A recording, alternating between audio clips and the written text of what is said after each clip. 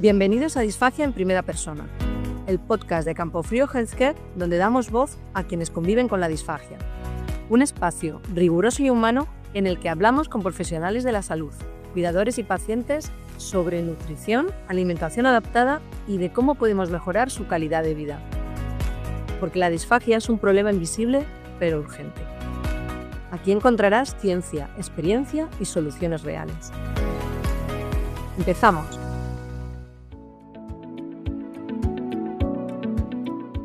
Hola a todos, os damos la bienvenida a Disfagia en Primera Persona, el podcast de Campofrío Healthcare. Somos Carmen y Pilar y tenemos la suerte de estrenar este podcast con una profesional como Natalia Talleda, que es logopeda y terapeuta ocupacional. Natalia cuenta con 25 años de experiencia como logopeda en hospital sociosanitario. Actualmente trabaja en el Centro de Atención Intermedia Nazaret y también es docente de la Generalitat de Cataluña y en el Máster Oficial en Investigación Logopédica en Trastornos Degenerativos y Daño Cerebral de la Universidad de Granada. Hola Natalia, muchas gracias por estar aquí con nosotros. Hola, muchas gracias a vosotras por contar conmigo en este episodio del podcast, ¿no? Para dar un poco de difusión de qué es la disfagia, dar a conocer esta patología tan desconocida. Muy bien. Queremos que nos cuentes, desde tu experiencia, cómo suelen llegar las personas con disfagia a tu consulta. ¿Quién da la voz de alarma normalmente? Generalmente, al ser un hospital, mi ámbito de trabajo es el ámbito sociosanitario. Eso significa que las personas han pasado ya por un hospital de primer nivel, ¿vale? Y pasan ya a un hospital donde entran en la fase de recuperación, ¿vale? Entonces, generalmente, cuando llegan a mis manos para entendernos o al servicio de logopedia, antes posiblemente hay un diagnóstico desde el hospital de primer nivel, ¿vale? De donde vienen derivados, o vienen derivados de mis compañeros dentro del sociosanitario, de mis compañeros los médicos o de enfermería, donde hacen la detección de la disfagia.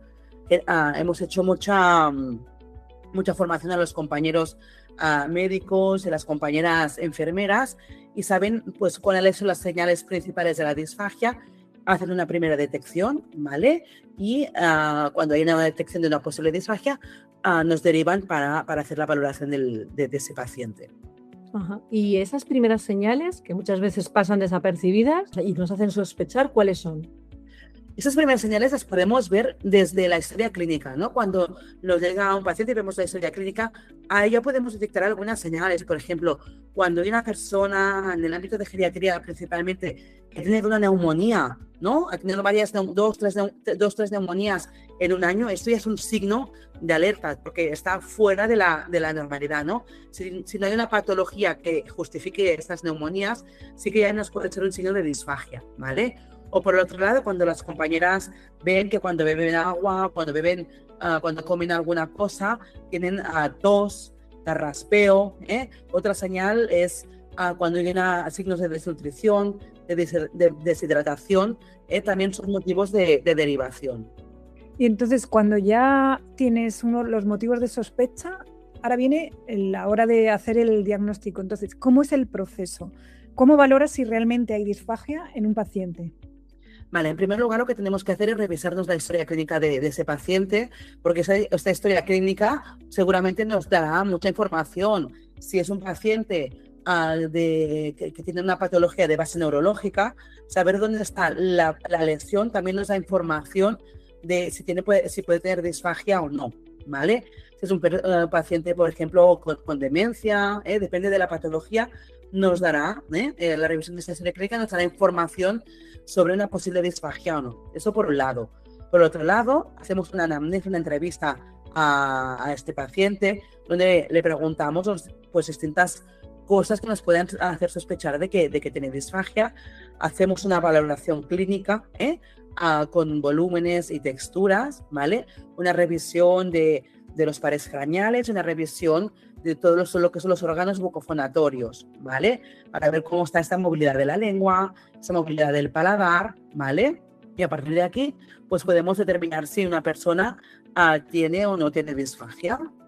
Muy bien. ¿Y cómo trabajas con tus pacientes? ¿Es un proceso en el que intervienen otros profesionales? ¿Estás tú sola con él? ¿Nos podrías decir un poquillo cómo es? Aquí lo que nos determina es si el paciente, cómo está la capacidad cognitiva de este paciente, ¿vale? Si hay un deterioro cognitivo, una demencia importante, pues lo que podemos hacer es básicamente asesorar a la familia sobre el manejo de la disfagia, ¿vale? Y hacer una educación sanitaria a la familia, traspasar a los compañeros la información de cuáles son las medidas para tratar a esa persona con esta disfagia, ¿vale? Y bueno, este es un poco el manejo para las personas con una demencia avanzada, con un deterioro cognitivo avanzado. Y si hay a nivel cognitivo está preservado, ¿vale?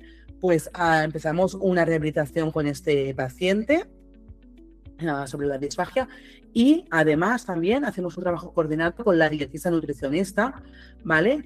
También con las personas con demencia, para evitar pues eso, la desnutrición y la deshidratación de esta persona, ¿vale? Por otro lado, también enfermería y las especialidades de enfermería hacer un control de ingestas, para ver qué volumen y qué cantidad está tomando esta persona por si hay riesgo de deshidratación y desnutrición, y también para ver un poco los gustos de esta persona, ¿no?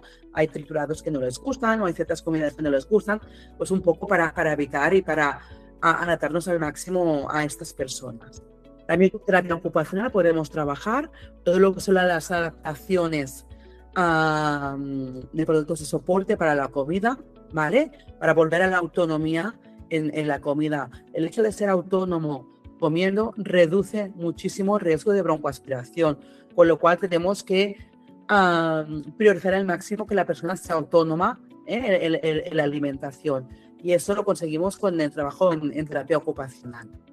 Entonces, el logopeda vemos ya que tiene un papel bastante crítico, ¿no? Importante, ¿no? Por decirlo de alguna manera, una vez que se detecta la disfagia, ¿no? Y además también trabajáis la parte de rehabilitación, ¿no? Como dices, la parte postural en las comidas, las técnicas de deglución y todo esto, ¿no? ¿Es así? Exacto. Aquí hay distintas fases, ¿no? Para hacer la reeducación, la rehabilitación. Podemos empezar con trabajar la movilidad de los órganos bucofonatorios. Por ejemplo, hay veces que una persona, si ha tenido un ictus, pues puede quedar con hipomovilidad, con alteración de la movilidad de la lengua, ¿vale? O, por ejemplo, con una persona que está en un proceso neoplásico y ha tenido una cirugía a nivel neoplástica, ¿vale? Que le falta pues un trozo de lengua, un trozo de labio, de mandíbula, ¿vale? Y hay que hacer una reeducación de esa parte más física para entendernos, ¿vale? También trabajamos pues, todo el tema de la coordinación, respiración, deglución, ¿vale? Que muchas veces se descoordina, ¿no? Nosotros respiramos, hablamos muchas veces y deglutimos, ¿vale? Pues hay que hacer un trabajo de esta coordinación otra vez, ¿vale? A través de las maniobras de deglución, ¿vale? Para coordinar y hacer fuerte otra vez toda esta musculatura y toda esta parte que necesitamos anatómica para la deglución. Es casi como volver a aprender, ¿no? A masticar, a tragar, a usar todo lo que es el aparato deglutorio, ¿no? Pero normalmente, ¿qué papel tiene la familia o el cuidador en todo este proceso, en todo este acompañamiento? Te lo preguntamos porque, lógicamente, centramos todo el protagonismo en el paciente, pero el entorno se ve muy, muy afectado, ¿no? Profundamente afectado por todo lo que le está pasando a la persona con disfagia. Sí, exactamente. Como hemos comentado, ¿no? La educación sanitaria en la familia es básica. Es decir, la familia tiene que entender y el propio paciente qué es la disfagia y los grandes riesgos que supone. Es decir, muchas veces beber el líquido es un grave para ellos, ¿no? Es un gran peligro para ellos y significa un riesgo de muerte, o comer ciertas texturas o ciertos alimentos. Entonces, cuanto más comprensión haya sobre la disfagia y sus peligros, más fácil es, ¿no? Esta aceptación y este cambio de paradigma, este cambio de rol, este cambio de alimentación, este cambio de hidratación, es más importante. Entonces, es muy importante implicar a la familia, hacer una educación sanitaria para explicar qué es la disfagia y sus consecuencias, y explicar también cómo pueden ir adaptando los alimentos. Es decir, quizá ya no pueda tomar garbanzos, un puchero de garbanzos, pero sí que lo puede tomar en otro formato, que es, por ejemplo, un hummus, ¿vale? Quizá yo no pueda tomar agua, pero sí puedo tomar una agua gelificada, ¿vale? Entonces tenemos que enseñar cómo adaptar la alimentación y dar alternativas. Quizá no pueda comer una sopa tal cual, pero como puedo comer una crema de verduras, ¿eh? E ir enseñando, ¿no? A cómo adaptar estas comidas. También hacer un listado de las comidas preferidas de cada persona, ¿vale? Intentar esas comidas, cómo adaptarlas y cómo adaptarlas en casa. Sobre esto que estás comentando, que nos parece súper importante, ¿no? Y muy, muy difícil, porque, claro, no es lo mismo hacer un puré tú en tu casa que saber exactamente qué tipo de textura, de viscosidad permite esa persona puede tomar en función de la situación médica clínica que tenga, ¿no? Entonces, quizás ahí a lo mejor los productos adaptados hechos fuera de casa aportan algunas cualidades que desde casa, cuando nos enfrentamos a una situación tan novedosa como esta, no podemos tener la certeza de que estamos dando seguridad, nutrientes, calidad. Entonces, ¿cómo ves tú eso? Porque ¿qué relación tiene la buena adaptación de esta dieta y la evolución del paciente? A ver, en mis 25 años de experiencia, la industria ha cambiado mucho a nivel de disfagia, ¿eh? Ha hecho un gran recorrido. Estamos hablando de que había prácticamente nada en el mercado, a que ahora empieza a haber cosas en el mercado. Realmente ha hecho un cambio importante, pero aún así que ha hecho un cambio importante, queda muchísimo recorrido para hacer a nivel de industria, a nivel de adaptación de la comida para las personas con disfagia, ¿vale? Es lo como comentáis, encontrar el equilibrio entre, ¿no? que la persona le guste esa comida, que nos garantice la textura adecuada y que nos garantice la hidratación y la nutrición adecuada, ¿no? Este triángulo muchas veces es difícil, ¿vale? Entonces, aquí tenemos la solución de hacer mucha educación a la familia, ¿vale? También podemos suplementar con distintas cosas que existen en el mercado, ¿vale? Pero siempre asesorar con un dietista nutricionista, ¿vale? Que nos diga cómo suplementar, ¿vale? Y también podemos salir al mercado, ¿eh? Y comer, triturados o tipo de comida ya adaptada a la disfagia. Efectivamente, o sea, en ese sentido yo creo que la industria, o nosotros pensamos que también da una ayuda bastante importante en cuanto a la calidad, a la seguridad y a los nutrientes, ¿no? Que necesitan estas personas para mejorar su calidad de vida, ¿no? Y poder comer con tranquilidad, ¿no? Sin miedo, ¿no? Sí, la industria puede facilitar, ¿eh? Lo que pasa que, bueno, necesitamos que aún haya más variedad, ¿no? A nivel de industria, ¿no? Y un poco también empoderar a las familias a saber cómo lo tienen que hacer, ¿vale? Yo creo que es un poco como en casa, ¿no? Que tú vas cocinando durante toda la semana y el domingo pues compras el pollo a las, ¿vale? Para hacer un poco distinto y para no cocinar, pues es un poco lo mismo, ¿no? Hay que empoderar a las familias, entender lo que hay que cocinar y cómo hay que cocinarlo y suplementarlo si hace falta y al gusto de la persona, del paciente. Y tenemos la parte de la industria para cuando salimos, para esos extras, para el día que no queremos cocinar, para el día, ¿no? Que nos vamos de viaje y también para hacer las cosas para el día a día, ¿no? Creo que lo ideal sería compaginar los dos ámbitos. Y Natalia, volviendo un poco ahora al paciente, ¿cómo se puede prevenir o cómo ves tú qué podemos hacer para retrasar la disfagia en personas mayores? ¿Cómo se les puede ayudar? Claro, entiendo que me habláis de la presbifagia, ¿no? Es decir, cuando hay un evento o una enfermedad es muy difícil, ¿no? Retrasar esta disfagia, es decir, cuando hay un evento sobrevenido, como puede ser un ictus, aquí no podemos hacer nada, sino que ya rehabilitar cuando nos encontramos en la situación. Cuando hay, por ejemplo, una demencia, ¿vale? Y empieza pues, a afectar un poco a la deglución, podemos intentar hacer algunos ejercicios. O cuando hay una presbifagia, ¿no? En esas personas mayores de 70 años, que puede haber una presbifagia, que pueden dar alguna señal, que en algunas que se hay alguna señal en algunas consistencias, ¿no? Empiezan a hacer tos, empiezan a hacer algunos signos de disfagia.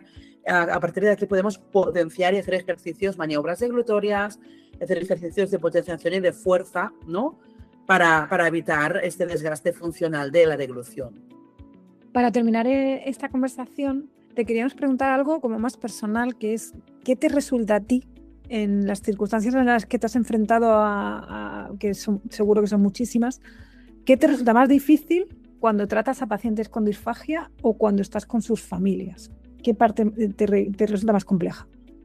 Bueno, yo creo que es complejo porque, es decir, la comida, comer, es una de las necesidades básicas de la persona, ¿no? Y cuando tú le dices a una persona, ahora no vas a poder comer lo que comías y tienes que comer otras cosas, ¿vale? Adaptadas, trituradas, es muy difícil, ¿no? Entender esto, intentar transmitir y adaptarte al máximo a las necesidades de la persona. Cada persona es un mundo, tiene unos gustos, una manera de cocinar, una manera de hacer, unas preferencias, unos hábitos, ¿no? Intentar colocar esas preferencias, estos gustos, estos hábitos, intentarlos adaptar a la disfagia y a cada una de las personas, personalizar, es lo más difícil para mí. Bueno, ¿y el mensaje que le darías a alguien que se enfrenta a vivir con disfagia diaria? El mensaje sería que la disfagia cambia, la disfagia evoluciona, la disfagia puede mejorar, que hay que hacer una rehabilitación logopédica porque la disfagia cambia, se puede mejorar, sin duda. Muy bien. Muy bueno. Hasta aquí, digamos, la entrevista formal y ahora sí queríamos pasar a una sección final que es una parte mucho más ágil y se denomina mitos y verdad de la disfagia. Nosotros te lanzamos una frase y nos respondes si es mito o verdad. Si quieres luego dar unas pinceladas sobre ello, pues mejor que mejor, ¿de acuerdo? ¿Mito o verdad? La disfagia es una consecuencia inevitable del envejecimiento. Mito. La disfagia, bueno, puede llegar con el envejecimiento, sí. Puede llegar a presbifagia, ¿no? Son esos signos, como es la presbicia, ¿no? Que vemos, pero lo podemos compensar hasta que no puedes más y ya vas con las gafas, ¿vale? Pues es totalmente un mito. Ok. Pasamos a la siguiente. Si una persona tose al beber agua, ¿puede haber un problema de deglución? Puede haber un problema de deglución si se acompaña de una enfermedad neurológica, si se acompaña de un envejecimiento, de una persona que es de mucha edad, puede ser, pero tiene que ser una cosa de forma repetitiva. El logopeda también trata problemas de deglución. Totalmente verdadero, ¿eh? Muchas veces nos olvidamos que la disfagia no es solo la gestión de qué comemos, ¿no? Y qué hacemos, sino que también se puede rehabilitar y hay muchos cambios y es totalmente rehabilitable. Triturar la comida siempre la hace segura. No siempre, es decir, triturar la comida la hace más segura en algunas ocasiones, pero no en todas las ocasiones, depende de cada caso. Una mala adaptación de la dieta puede empeorar la salud del paciente. Totalmente verdadero, ¿eh? Cuando no adaptamos bien la comida a disfagia, a las necesidades de esa persona, podemos empeorar su estado de salud. Diagnosticar la disfagia en fases tempranas ayuda a mejorar la calidad de vida del paciente. Totalmente verdadero. Muy bien. Y ahora ya sí que vamos a la última. La disfagia no se puede mejorar, solo hay que aprender a convivir con ella. Totalmente falso. La disfagia puede mejorar. Podemos hacer técnicas compensatorias y podemos rehabilitar esa disfagia sin ninguna dificultad. Pues nada, con esta última afirmación que nos quedamos porque nos da pie a hablar de esperanza, de buenos hábitos y de lo importante que es conocer este trastorno a través de la mirada de vosotros, los profesionales de la salud. Entonces, simplemente nos queda agradecerte tu tiempo. Muchísimas gracias por todo lo que has compartido con nosotros. Muchísimas gracias. Gracias a ti, Natalia. Y a todos los que nos escucháis, recordad, si alguna vez tenéis molestias al tragar, no lo dejéis pasar. Consultad con un profesional. Si este episodio te ha ayudado, compártelo con quien lo necesite. Puedes seguirnos en Spotify, YouTube Podcast o en nuestra web www.campofriohealthcare.es. También puedes seguirnos en LinkedIn y suscribirte para no perderte los próximos episodios de Disfagia en primera persona. Y recuerda, Vivir con disfagia no es fácil, pero no estás solo. Nos vemos en el próximo episodio. Hasta la próxima.